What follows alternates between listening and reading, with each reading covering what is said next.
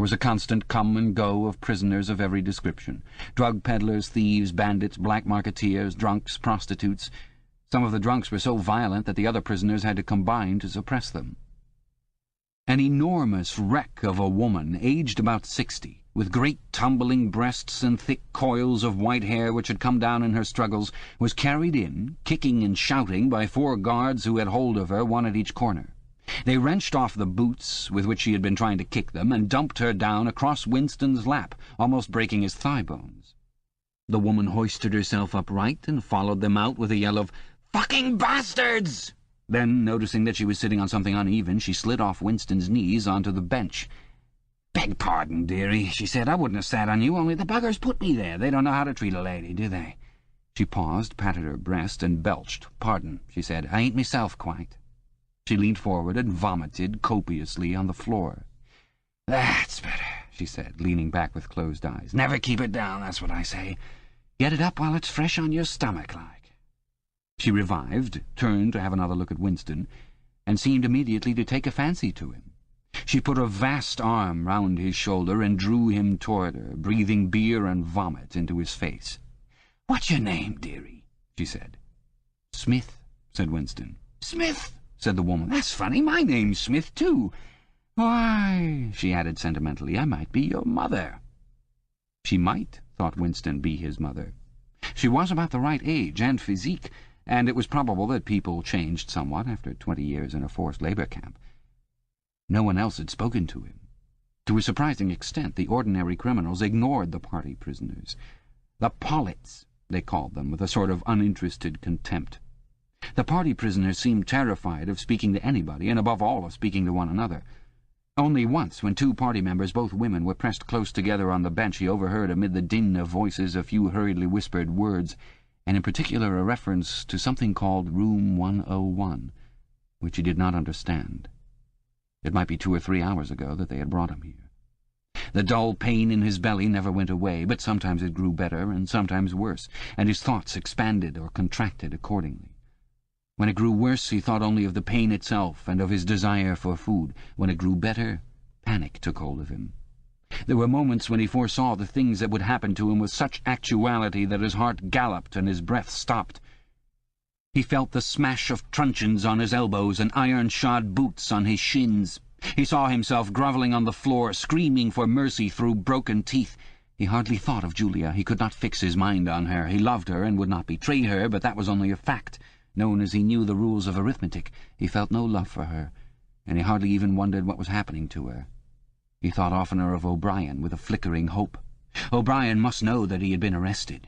The Brotherhood, he had said, never tried to save its members, but there was the razor blade. They would send the razor blade if they could. There would be perhaps 5 seconds before the guards could rush into the cell. The blade would bite into him with a sort of burning coldness, and even the fingers that held it would be cut to the bone. Everything came back to his sick body, which shrank, trembling from the smallest pain.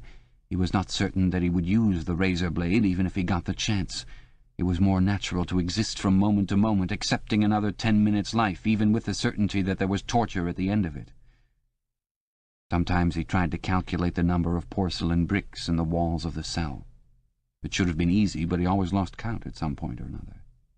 More often he wondered where he was and what time of day it was. At one moment he felt certain that it was broad daylight outside, and at the next equally certain that it was pitch darkness.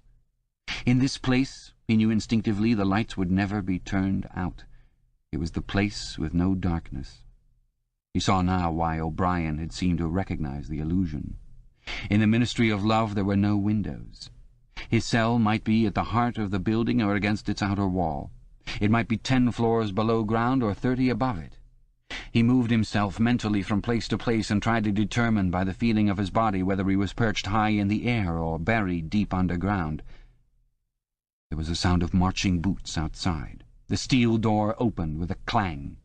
A young officer, a trim, black-uniformed figure who seemed to glitter all over with polished leather and whose pale, straight-featured face was like a wax mask, stepped smartly through the doorway. He motioned to the guards outside to bring in the prisoner they were leading. The poet Ampleforth shambled into the cell. The door clanged shut again. Ampleforth made 1 or 2 uncertain movements from side to side, as though having some idea that there was another door to go out of. and then began to wander up and down the cell. He had not yet noticed Winston's presence. His troubled eyes were gazing at the wall about a meter above the level of Winston's head. He was shoeless. Large, dirty toes were sticking out of the holes in his socks. He was also several days away from a shave. A scrubby beard covered his face to the cheekbones, giving him an air of ruffianism that went oddly with his large, weak frame and nervous movements. Winston roused himself a little from his lethargy. He must speak to Ampleforth and risk the yell from the telescreen. It was even conceivable that Ampleforth was the bearer of the razor blade. "Ampleforth," he said. There was no yell from the telescreen. Ampleforth paused, mildly startled. His eyes focused themselves slowly on Winston. "Ah, Smith," he said. "You too." "What are you in for?" "To tell you the truth—" He sat down awkwardly on the bench opposite Winston. "There is only one offence, is there not?" he said. "And you have committed it?" "Apparently I have." He put a hand to his forehead and pressed his temples for a moment, as though trying to remember something.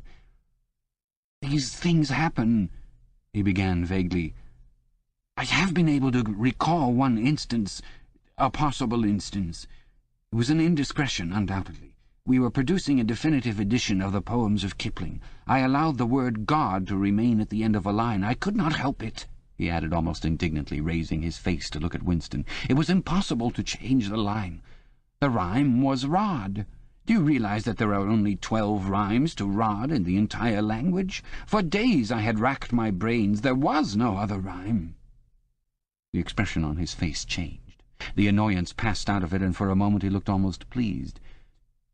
A sort of intellectual warmth, the joy of the pedant who has found out some useless fact, shone through the dirt and scrubby hair. "Has it ever occurred to you," he said, "that the whole history of English poetry has been determined by the fact that the English language lacks rhymes?" No, that particular thought had never occurred to Winston. Nor, in the circumstances, did it strike him as very important or interesting. "Do you know what time of day it is?" he said. Ampleforth looked startled again. "I'd hardly thought about it. They arrested me, it could be 2 days ago, perhaps 3. His eyes flitted round the walls as though he half expected to find a window somewhere. "There is no difference between night and day in this place. I do not see how one can calculate the time." They talked desultorily for some minutes, then, without apparent reason, a yell from the telescreen bade them be silent. Winston sat quietly, his hands crossed. Ampleforth, too large to sit in comfort on the narrow bench, fidgeted from side to side, clasping his lank hands first round one knee, then round the other. The telescreen barked at him to keep still. Time passed. 20 minutes, an hour, it was difficult to judge. Once more there was a sound of boots outside. Winston's entrails contracted. Soon, very soon, perhaps in 5 minutes, perhaps now, the tramp of boots would mean that his own turn had come. The door opened. The cold-faced young officer stepped into the cell. With a brief movement of the hand he indicated Ampleforth. "Room 101, he said. Ampleforth marched clumsily out between the guards, his face vaguely perturbed but uncomprehending. What seemed like a long time passed. The pain in Winston's belly had revived. His mind sagged round and round on the same track, like a ball falling again and again into the same series of slots. He had only 6 thoughts: the pain in his belly, a piece of bread, the blood and the screaming, O'Brien, Julia, the razor blade. There was another spasm in his entrails. The heavy boots were approaching. As the door opened, the wave of air that it created brought in a powerful smell of cold sweat. Parsons walked into the cell. He was wearing khaki shorts and a sports shirt. This time Winston was startled into self-forgetfulness. "You here?" he said. Parsons gave Winston a glance in which there was neither interest or surprise, but only misery. He began walking jerkily up and down, evidently unable to keep still. Each time he straightened his pudgy knees, it was apparent that they were trembling. His eyes had a wide-open, staring look, as though he could not prevent himself from gazing at something in the middle distance. "What are you in for?" said Winston. "Thought crime," said Parsons, almost blubbering. The tone of his voice implied at once a complete admission of his guilt and a sort of incredulous horror that such a word could be applied to himself. He paused opposite Winston and began eagerly appealing to him. "You don't think they'll shoot me, do you, old chap? They don't shoot you if you haven't actually done anything, only thoughts, which you can't help. I know that they give you a fair hearing. Oh, I trust them for that. They'll know my record, won't they? You know what kind of chap I was. Not a bad chap in my way. Not brainy, of course, but keen. I tried to do my best for the party, didn't I? I'll get off with 5 years, don't you think? Or even 10 years? A chap like me could make himself pretty useful in a Labour camp. They wouldn't shoot me for going off the rails just once." "Are you guilty?" said Winston. "Of course I'm guilty!" cried Parsons with a servile glance at the telescreen. "You don't think the party would arrest an innocent man, do you?" His frog-like face grew calmer, and even took on a slightly sanctimonious expression. "Thought crime is a dreadful thing, old man," he said sententiously. "It's insidious. It can get hold of you without your even knowing it. You know how it got hold of me? In my sleep. Yes, that's a fact. There I was, working away, trying to do my bit. Never knew I had any bad stuff in my mind at all. And then I started talking in my sleep. Do you know what they heard me saying?" He sank his voice, like someone who is obliged for medical reasons to utter an obscenity. "Down with Big Brother." Yes, I said that. Said it over and over again, it seems. Between you and me, old man, I'm glad they got me before it went any further. Do you know what I'm going to say to them when I go up before the tribunal? Thank you. I'm going to say thank you for saving me before it was too late. "Who denounced you?" said Winston. "It was my little daughter," said Parsons with a sort of doleful pride. "She listened at the keyhole, heard what I was saying, and nipped off to the patrols the very next day. Pretty smart for a nipper of 7, huh? I don't bear her any grudge for it. In fact, I'm proud of her. It shows I brought her up in the right spirit, anyway." He made a few more jerky movements up and down, several times casting a longing glance at the lavatory pan. Then he suddenly ripped down his shorts. "Excuse me, old man," he said. "I can't help it. It's the waiting." He plumped his large posteriors onto the lavatory pan. Winston covered his face with his hands.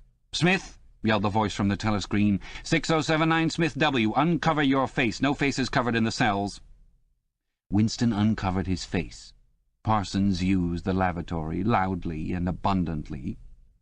It then turned out that the plug was defective and the cells stank abominably for hours afterwards.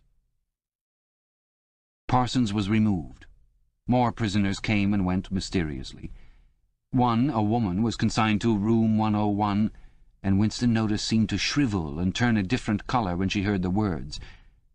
A time came when, if it had been morning when he was brought here, it would be afternoon, or if it had been afternoon, then it would be midnight.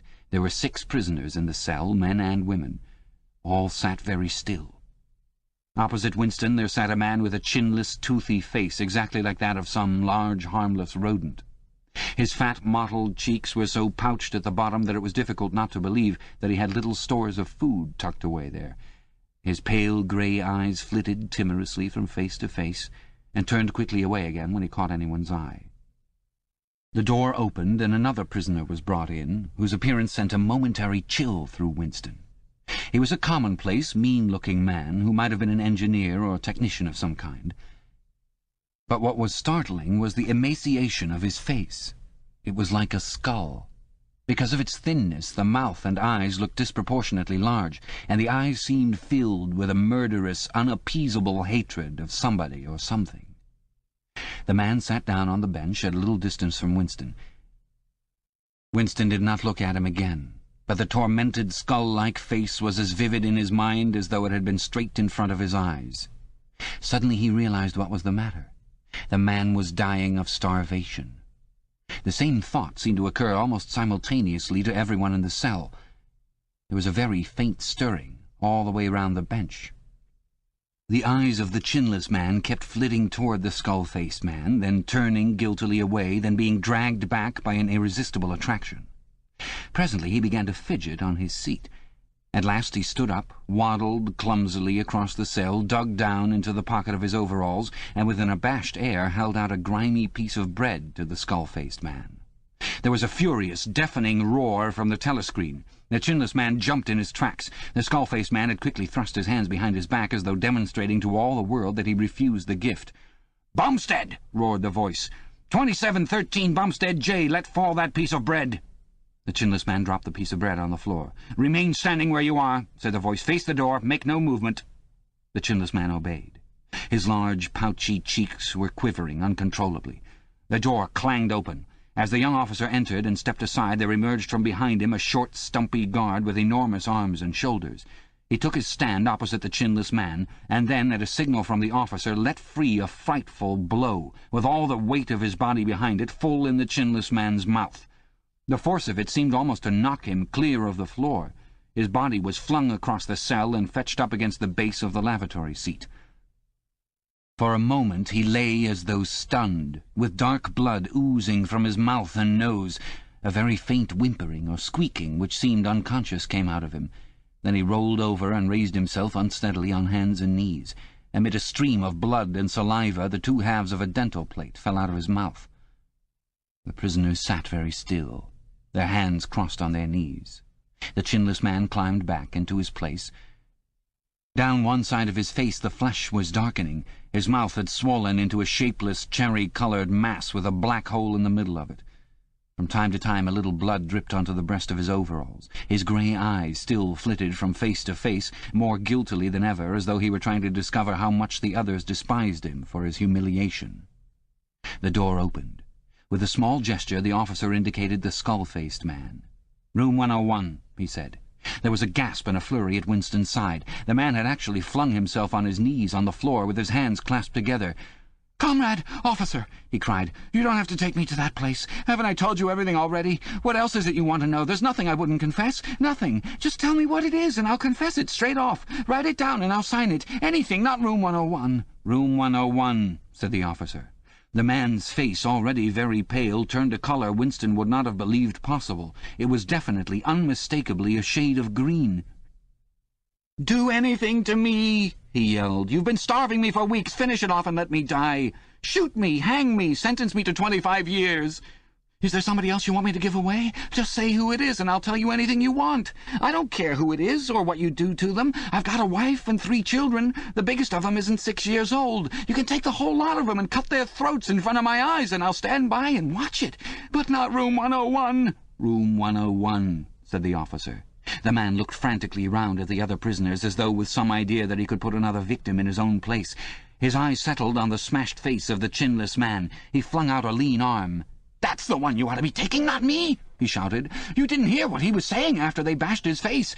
Give me a chance and I'll tell you every word of it. He's the one that's against the party, not me." The guard stepped forward. The man's voice rose to a shriek. "You didn't hear him," he repeated. "Something went wrong with the telescreen. He's the one you want. Take him, not me."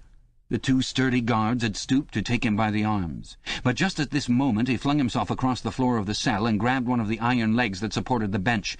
He had set up a wordless howling, like an animal. The guards took hold of him to wrench him loose, but he clung on with astonishing strength. For perhaps 20 seconds they were hauling at him. The prisoners sat quiet, their hands crossed on their knees, looking straight in front of them.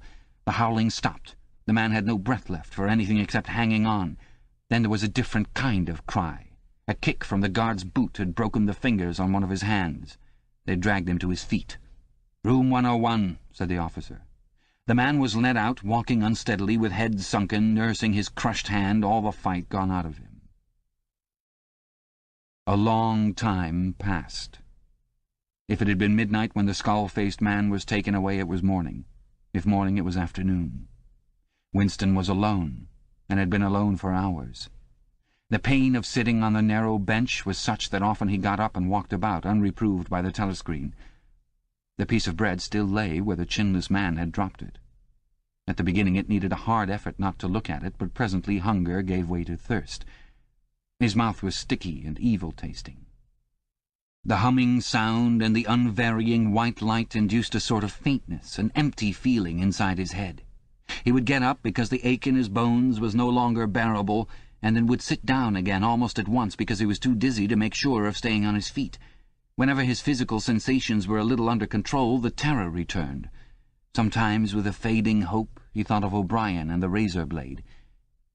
It was thinkable that the razor blade might arrive concealed in his food, if he were ever fed. More dimly he thought of Julia. Somewhere or other she was suffering, perhaps far worse than he. She might be screaming with pain at this moment. He thought, If I could save Julia by doubling my own pain, would I do it? Yes, I would. But that was merely an intellectual decision, taken because he knew that he ought to take it. He did not feel it.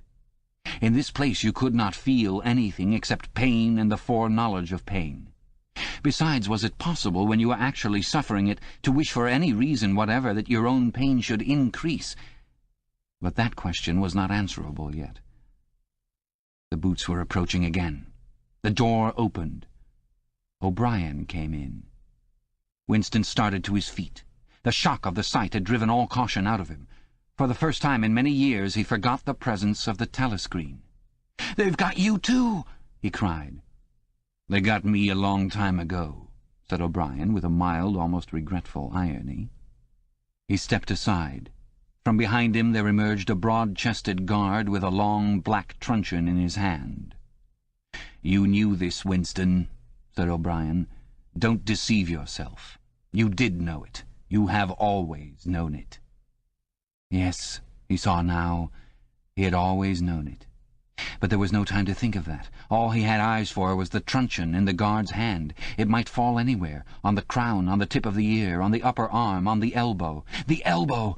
He had slumped to his knees, almost paralyzed, clasping the stricken elbow with his other hand. Everything had exploded into yellow light. Inconceivable, inconceivable that one blow could cause such pain. The light cleared, and he could see the other two looking down at him. The guard was laughing at his contortions. One question, at any rate, was answered. Never, for any reason on earth, should you wish for an increase of pain. Of pain you could wish only one thing, that it should stop. Nothing in the world was so bad as physical pain. In the face of pain there are no heroes, he thought over and over, as he writhed on the floor, clutching uselessly at his disabled left arm. Chapter 2. He was lying on something that felt like a camp bed, except that it was higher off the ground and that he was fixed down in some way so that he could not move. Light that seemed stronger than usual was falling on his face. O'Brien was standing at his side, looking down at him intently. At the other side of him stood a man in a white coat, holding a hypodermic syringe. Even after his eyes were open, he took in his surroundings only gradually. He had the impression of swimming up into this room, from some quite different world, a sort of underwater world, far beneath it. How long he had been down there he did not know. Since the moment when they arrested him he had not seen darkness or daylight. Besides, his memories were not continuous. There had been times when consciousness, even the sort of consciousness that one has in sleep, had stopped dead and started again after a blank interval. But whether the intervals were of days or weeks or only seconds there was no way of knowing. With that first blow on the elbow the nightmare had started. Later he was to realize that all that then happened was merely a preliminary, a routine interrogation to which nearly all prisoners were subjected. There was a long range of crimes, espionage, sabotage, and the like, to which everyone had to confess as a matter of course. The confession was a formality, though the torture was real. How many times he had been beaten, how long the beatings had continued, he could not remember. Always there were 5 or 6 men in black uniforms at him simultaneously. Sometimes it was fists, sometimes it was truncheons, sometimes it was steel rods, sometimes it was boots. There were times when he rolled about the floor as shameless as an animal, writhing his body this way and that in an endless, hopeless effort to dodge the kicks, and simply inviting more and yet more kicks, in his ribs, in his belly, on his elbows, on his shins, in his groin, in his testicles, on the bone at the base of his spine.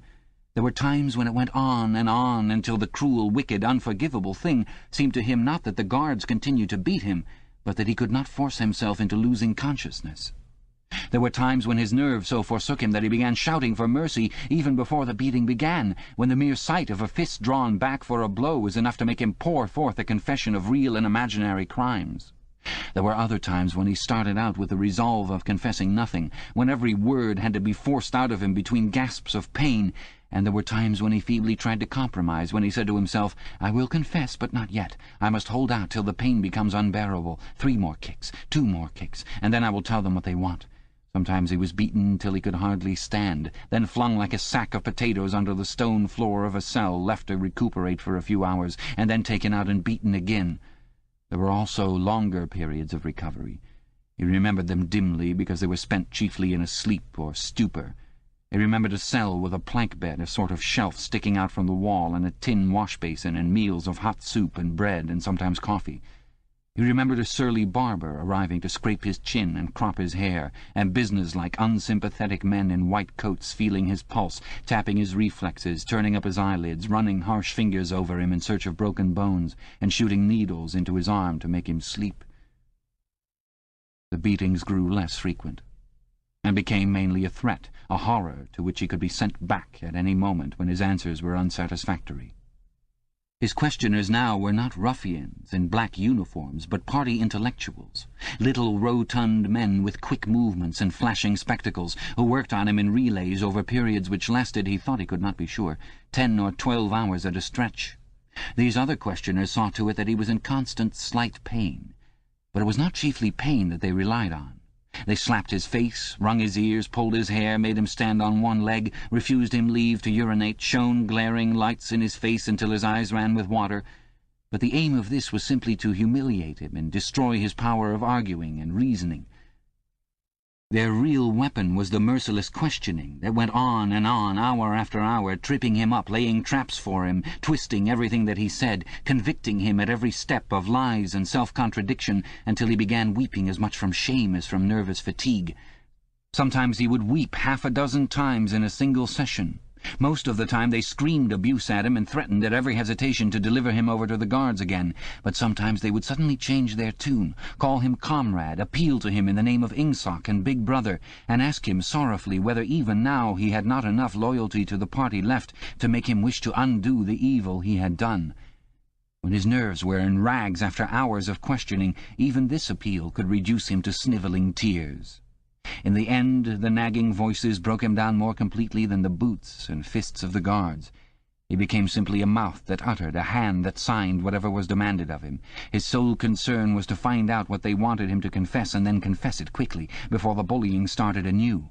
He confessed to the assassination of eminent party members, the distribution of seditious pamphlets, embezzlement of public funds, sale of military secrets, sabotage of every kind. He confessed that he had been a spy in the pay of the East Asian government as far back as 1968. He confessed that he was a religious believer, an admirer of capitalism, and a sexual pervert. He confessed that he had murdered his wife, although he knew, and his questioners must have known, that his wife was still alive. He confessed that for years he had been in personal touch with Goldstein and had been a member of an underground organization which had included almost every human being he had ever known. It was easier to confess everything and implicate everybody. Besides, in a sense, it was all true. It was true that he had been the enemy of the party, and in the eyes of the party there was no distinction between the thought and the deed. There were also memories of another kind. They stood out in his mind disconnectedly, like pictures with blackness all round them.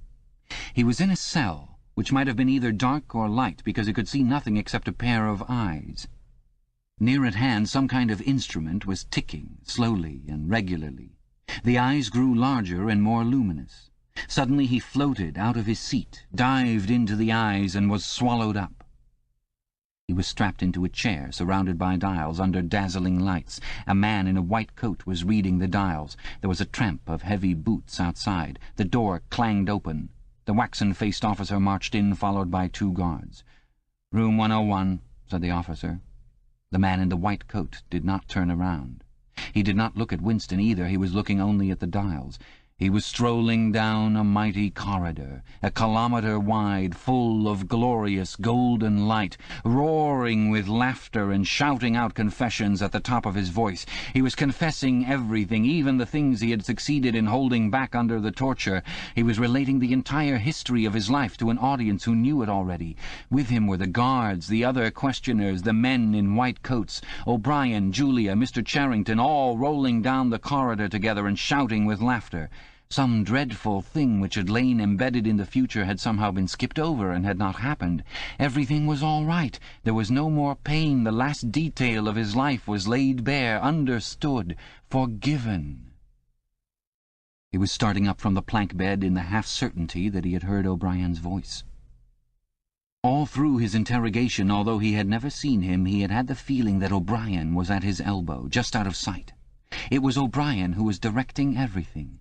It was he who set the guards onto Winston and who prevented them from killing him. It was he who decided when Winston should scream with pain, when he should have a respite, when he should be fed, when he should sleep, when the drug should be pumped into his arm. It was he who asked the questions and suggested the answers.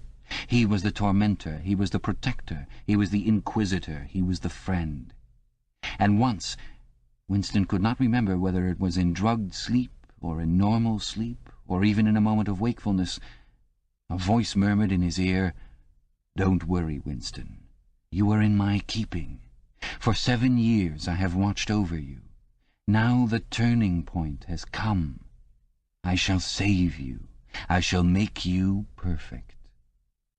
He was not sure whether it was O'Brien's voice, but it was the same voice that had said to him, "We shall meet in the place where there is no darkness," in that other dream, 7 years ago.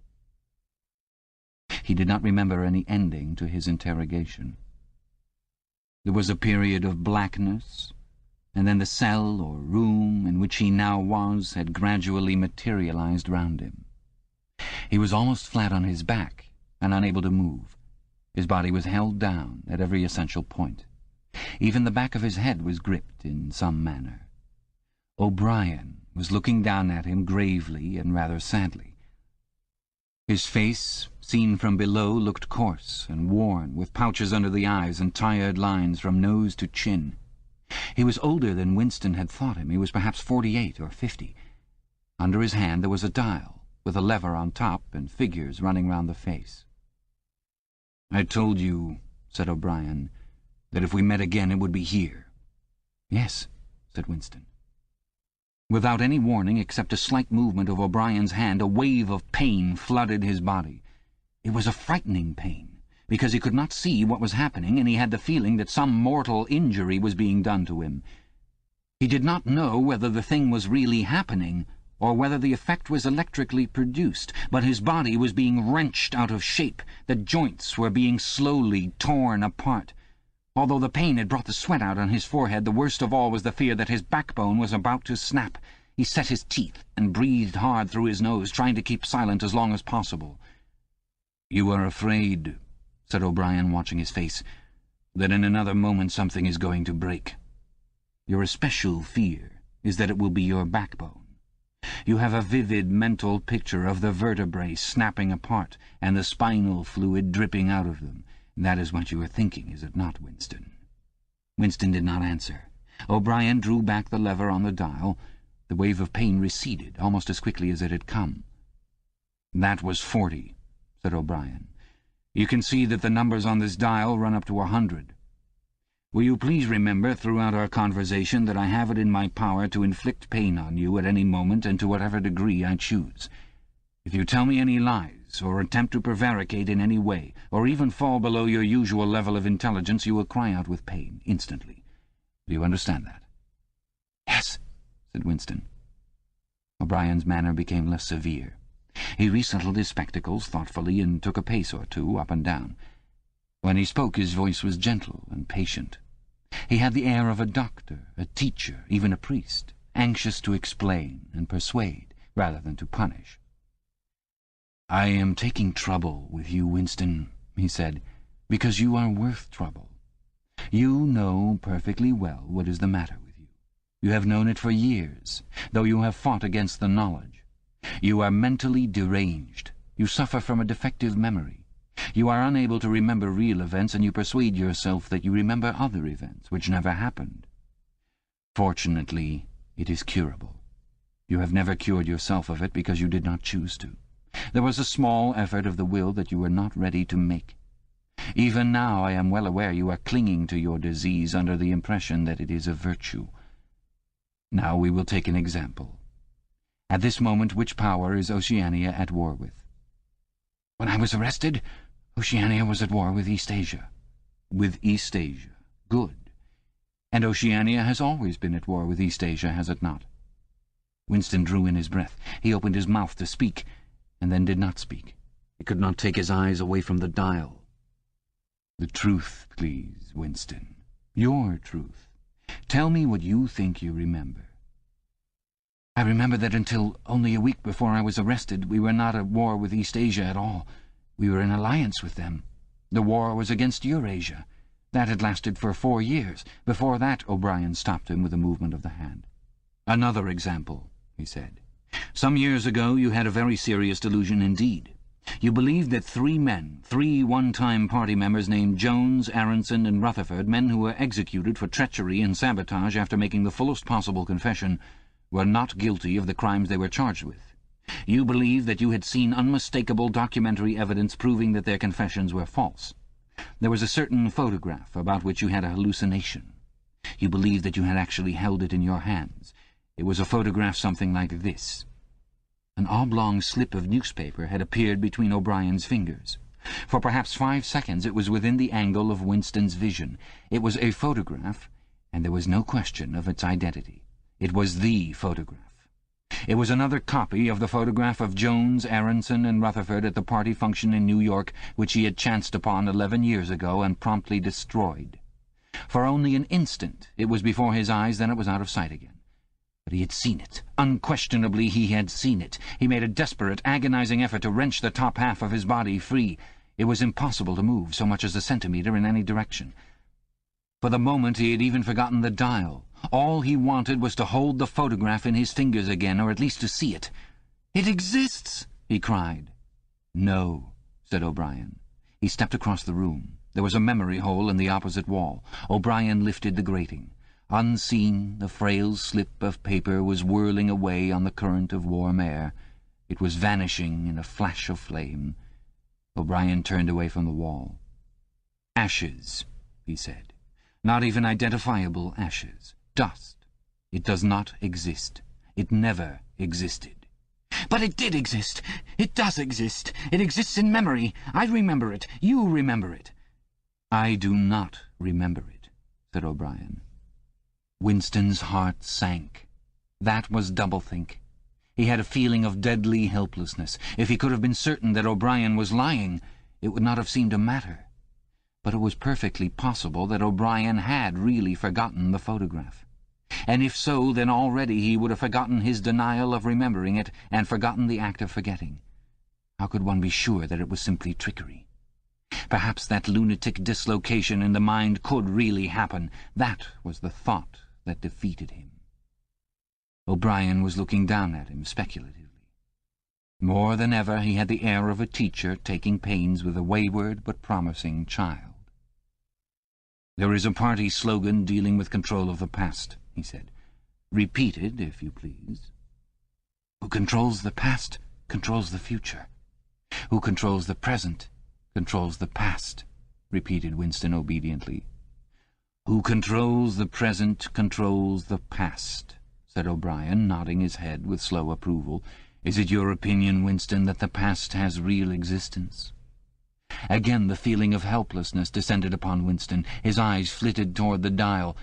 He not only did not know whether yes or no was the answer that would save him from pain, he did not even know which answer he believed to be the true one. O'Brien smiled faintly. "You are no metaphysician, Winston," he said.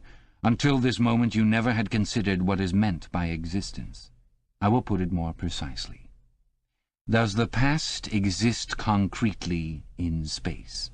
Is there somewhere or other a place, a world of solid objects, where the past is still happening?" "No." "Then where does the past exist, if at all?" "In records. It is written down." "In records. And?" "In the mind, in human memories." "In memory. Very well, then. We, the party, control all records, and we control all memories. Then we control the past, do we not?" "But how can you stop people remembering things?" cried Winston, again momentarily forgetting the dial. "It is involuntary. It is outside oneself. How can you control memory? You have not controlled mine." O'Brien's manner grew stern again. He laid his hand on the dial. "On the contrary," he said, "you have not controlled it. That is what has brought you here. You are here because you have failed in humility and self-discipline. You would not make the act of submission which is the price of sanity. You preferred to be a lunatic, a minority of one. Only the disciplined mind can see reality, Winston. You believe that reality is something objective, external, existing in its own right. You also believe that the nature of reality is self-evident. When you delude yourself into thinking that you see something, you assume that everyone else sees the same thing as you. But I tell you, Winston, that reality is not external. Reality exists in the human mind and nowhere else. Not in the individual mind, which can make mistakes, and in any case soon perishes. Only in the mind of the party, which is collective and immortal. Whatever the party holds to be truth is truth. It is impossible to see reality except by looking through the eyes of the party. That is the fact that you have got to relearn, Winston. It needs an act of self-destruction, an effort of the will. You must humble yourself before you can become sane. He paused for a few moments, as though to allow what he had been saying to sink in. "Do you remember," he went on, "writing in your diary, 'Freedom is the freedom to say that 2 + 2 make 4'? "Yes," said Winston. O'Brien held up his left hand, its back toward Winston, with the thumb hidden and the 4 fingers extended.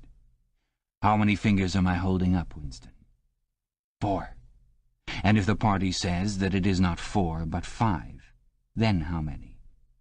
4. The word ended in a gasp of pain. The needle of the dial had shot up to 55. The sweat had sprung out all over Winston's body. The air tore into his lungs and issued again in deep groans, which even by clenching his teeth he could not stop. O'Brien watched him, the 4 fingers still extended. He drew back the lever. This time the pain was only slightly eased. "How many fingers, Winston?" 4. The needle went up to 60. "How many fingers, Winston?" 4! 4! What else can I say? 4! The needle must have risen again, but he did not look at it. The heavy, stern face and the 4 fingers filled his vision. The fingers stood up before his eyes like pillars, enormous, blurry, and seeming to vibrate, but unmistakably 4. "How many fingers, Winston?" 4! Stop it! Stop it! How can you go on? 4! 4! How many fingers, Winston? 5! 5! 5! No, Winston, that is no use. You are lying. You still think there are 4. How many fingers, please? 4! 5! 4! Anything you like, only stop it! Stop the pain! Abruptly he was sitting up, with O'Brien's arm round his shoulders. He had perhaps lost consciousness for a few seconds. The bonds that had held his body down were loosened. He felt very cold. He was shaking uncontrollably. His teeth were chattering. The tears were rolling down his cheeks. For a moment he clung to O'Brien like a baby, curiously comforted by the heavy arm round his shoulders. He had the feeling that O'Brien was his protector, that the pain was something that came from outside, from some other source, and that it was O'Brien who could save him from it. "You are a slow learner, Winston," said O'Brien gently. "How can I help it?" he blubbered. "How can I help seeing what is in front of my eyes? 2 and 2 are 4. "Sometimes, Winston. Sometimes they are 5. Sometimes they are 3. Sometimes they are all of them at once. You must try harder. It is not easy to become sane." He laid Winston down on the bed. The grip on his limbs tightened again, but the pain had ebbed away and the trembling had stopped, leaving him merely weak and cold. O'Brien motioned with his head to the man in the white coat, who had stood immobile throughout the proceedings. The man in the white coat bent down and looked closely into Winston's eyes, felt his pulse, laid an ear against his chest, tapped here and there, then he nodded to O'Brien. "Again," said O'Brien. The pain flowed into Winston's body. The needle must be at 70, 75. He had shut his eyes this time. He knew that the fingers were still there, and still 4. All that mattered was somehow to stay alive until the spasm was over. He had ceased to notice whether he was crying out or not. The pain lessened again. He opened his eyes. O'Brien had drawn back the lever. "How many fingers, Winston?" 4. I suppose there are 4. I would see 5 if I could. I am trying to see 5. "Which do you wish? To persuade me that you see 5, or really to see them?" "Really to see them." "Again," said O'Brien. Perhaps the needle was at 80, 90. Winston could only intermittently remember why the pain was happening. Behind his screwed-up eyelids a forest of fingers seemed to be moving in a sort of dance, weaving in and out, disappearing behind one another and reappearing again. He was trying to count them. He could not remember why. He knew only that it was impossible to count them, and that this was somehow due to the mysterious identity between 5 and 4. The pain died down again. When he opened his eyes, it was to find that he was still seeing the same thing. Innumerable fingers, like moving trees, were still streaming past in either direction, crossing and recrossing. He shut his eyes again.